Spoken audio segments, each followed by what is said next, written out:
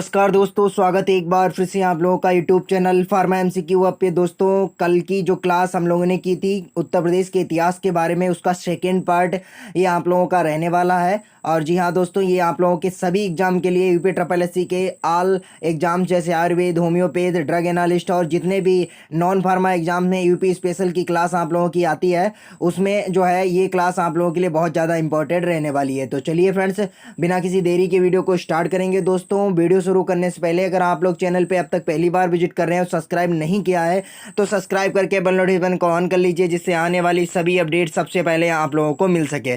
तो फ्रेंड, जैसा कि आप लोगों को पता ही है, कल हम लोग उत्तर प्रदेश के इतिहास के बारे में जो है जान रहे थे। और हम लोगों ने जो है यहाँ पर जो है हमें जो शुरुआत करनी है वो ब्रिटिश औपनिवेशिक काल से शुरुआत करनी है, जिसे आप लोग स्क्रीन पर देख पा रहे होंगे, जो आप लोगों की स्क्रीन पर दिख रहा होगा।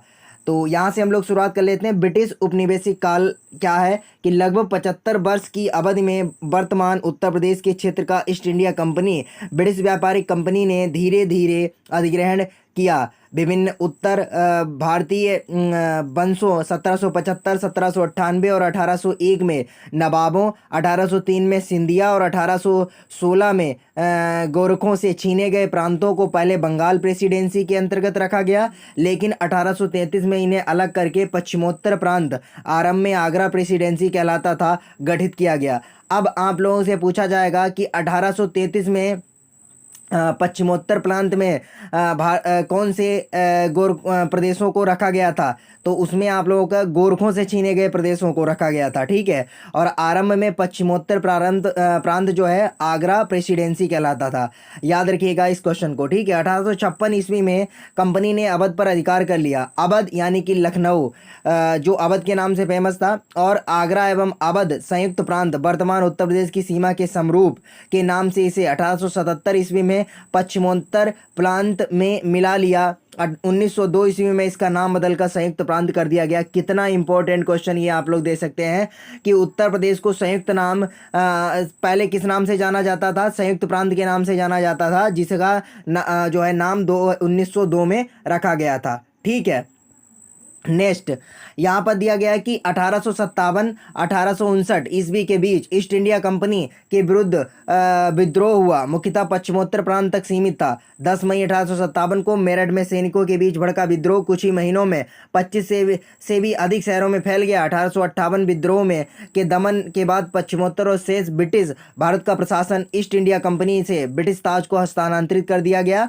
1880 ईस्वी के उत्तरार्ध में भारतीय राष्ट्रवाद के उदय के साथ संयुक्त प्रांत स्वतंत्रता आंदोलन में अग्रणी रहा। प्रदेश ने मोतीलाल आंदोलन में अग्रणी रहा। प्रदेश ने भारत को मोतीलाल नेहरू, मदन मोहन मालवीय, जवाहरलाल नेहरू और पुरुषोत्तम दास टंडन जैसे महत्वपूर्ण राष्ट्रवादी राजनीतिक नेता दिए। अब आप लोग बहुत कम स्टूडेंट से जानते होंगे कि मोतीलाल नेहरू जो पंडित जवाहरलाल नेहरू के पिताजी थे, मदन मोहन मालवीय, जवाहरलाल नेहरू और पुरुषोत्तम दास टंडन, ये उत्तर प्रदेश के ही निवासी थे। 1922 में ब्रिटिश साम्राज्य की नींव हिलाने के लिए किया गया महात्मा गांधी का असहयोग आंदोलन पूरे संयुक्त प्रांत में फैल गया, लेकिन चोरा चोरी घटना के पूर्व प्रांत के पूर्वी भाग में हुई हिंसा के कारण महात्मा गांधी ने अस्थायी तौर पर आंदोलन को रोक दिया। संयुक्त प्रांत मुस्लिम लीग की राजनीति का भी केंद्र रहा। तो आप लोग समझ सकते हैं उत्तर प्रदेश कितना ज़्यादा इम्पोर्टेंट यहाँ पर रहा है राजनीतिक दृष्टि से भी। ब्रिटिश काल के दौरान रेलवे, नहर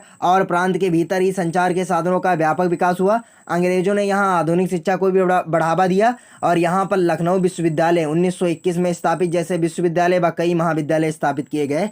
क्वेश्चन रहेगा आप लोगों का कि लखनऊ विश्वविद्यालय की स्थापना कब की गई? 1921 में। कितना इंपॉर्टेंट है आप लोग खुद से जो है समझ सकते हैं। नेक्स्ट, प्रथम स्वतंत्रता संग्राम, और इसमें किस तरीके से यहाँ पर जो है उत्तर प्रदेश ने सहयोग किया देख लेते हैं हम लोग।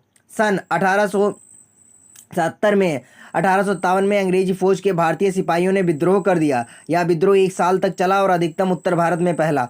इसे भारत का प्रथम स्वतंत्रता संग्राम कहा गया। इस विद्रोह का प्रारंभ मेरठ शहर में हुआ। इसका कारण अंग्रेजों द्वारा गाय और सुअर की चर्बी से युक्त कारतूस देना बताया गया था। इस संग्राम का एक प्रमुख उद्देश्य डलहौजी की राज्य हड़पने की नीति भी थी। डलहौजी की जो है राज्य हड़पने की नीति भी थी। यह लड़ाई मुख्यतः दिल्ली, लखनऊ, कानपुर, आगरा, इलाहाबाद,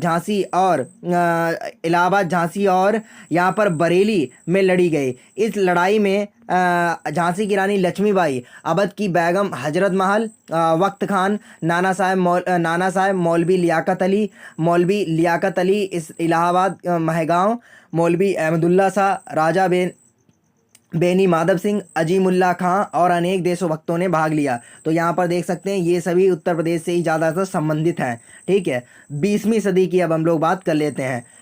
मैं आप लोगों को जो है उत्तर प्रदेश का इतिहास पढ़ा रहा हूँ, इसीलिए उत्तर प्रदेश के इतिहास में जो कुछ जहाँ कुछ भी है वो सब यहाँ पर आप लोगों को इकट्ठा करके दे दिया गया है। अगर आप लोगों को इसकी कंप्लीट पीडीएफ चाहिए तो आप जो है पीडीएफ बेस को ज्वाइन कर सकते हैं। उसकी फीस ओनली 99 रुपये रखी गई है। आप लोगों को जो है पीडीएफ प्रोवाइड कर दी जाएगी। अगर आप लोग खुद से नोट्स बनाना चाहते हैं तो बहुत अच्छी बात है, आप लोग खुद से नोट्स बना लीजिए। सन 1902 ईस्वी में नॉर्थ वेस्ट प्रोविजंस का नाम बदलकर यूनाइटेड प्रोविजंस संयुक्त प्रांत कर दिया गया 1902 में। ठीक है, साधारण बोलचाल की भाषा में इसे यूपी कहा गया। सन 1920 में प्रदेश की राजधानी को इलाहाबाद से लखनऊ कर दिया गया। कितना इंपॉर्टेंट है कि उत्तर प्रदेश के जो पहले संयुक्त प्रांत के नाम से जाना जाता था उसकी राजधानी इलाहाबाद से लखनऊ कब स्थानांतरित किया गया था? 1920 में। प्रदेश का उच्च न्यायालय इलाहाबाद ही बना रहा और लखनऊ में उच्च न्यायालय की एक न्यायपीठ स्थापित की गई। ठीक है, तो ये आप लोगों का हो गया। नेक्स्ट हम लोग बात कर लेते हैं स्वतंत्रता के पश्चात का काल। अभी तक आप लोगों ने स्वतंत्रता पढ़ा, स्वतंत्रता के पहले का और स्वतंत्रता के बाद का जो है काल यहाँ पर आप लोग पढ़ लीजिएगा। क्या दिया है कि 1947 में संयुक्त प्रांत नव स्वतंत्र भारतीय गणराज्य की एक प्रशासनिक इकाई बना। 2 साल बाद इसकी सीमा के अंतर्गत स्थित टेहरी, गहड़वाल और रामपुर के स्वायत्त राज्यों को संयुक्त प्रांत में शामिल कर लिया गया। 1950 में नए संविधान के लागू होने के साथ ही 24 जनवरी 1950 को इस संयुक्त प्रांत का नाम उत्तर प्रदेश रखा गया। अब संयुक्त प्रांत का नाम उत्तर प्रदेश कब रखा गया? तो वो रखा गया 24 जनवरी 1950 को। ठीक है, और यह भारतीय संघ का राज्य बना। स्वतंत्रता के बाद से भारत में इस राज्य की प्रमुख भूमिका रही। स्वतंत्रता के बाद से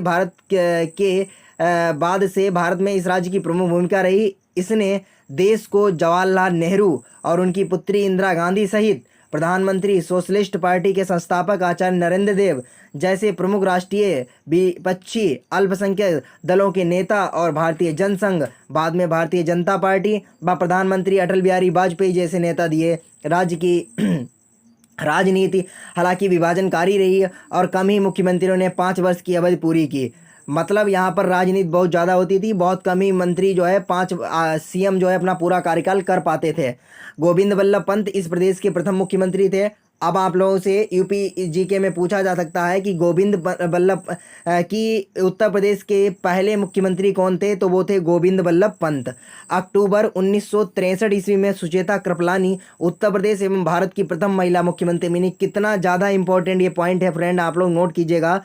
ये यहाँ से ये वाली लाइन से यहाँ तक आप लोग इसे नोट कीजिए। गोविंद बल्लभ पंत प्रदेश के मुख्यमंत्री बने और अक्टूबर 1963 में सुचेता कृपलानी उत्तर प्रदेश एवं भारत की प्रथम महिला मुख्यमंत्री भी बनी। ठीक है, तो ये आप लोगों का हो गया।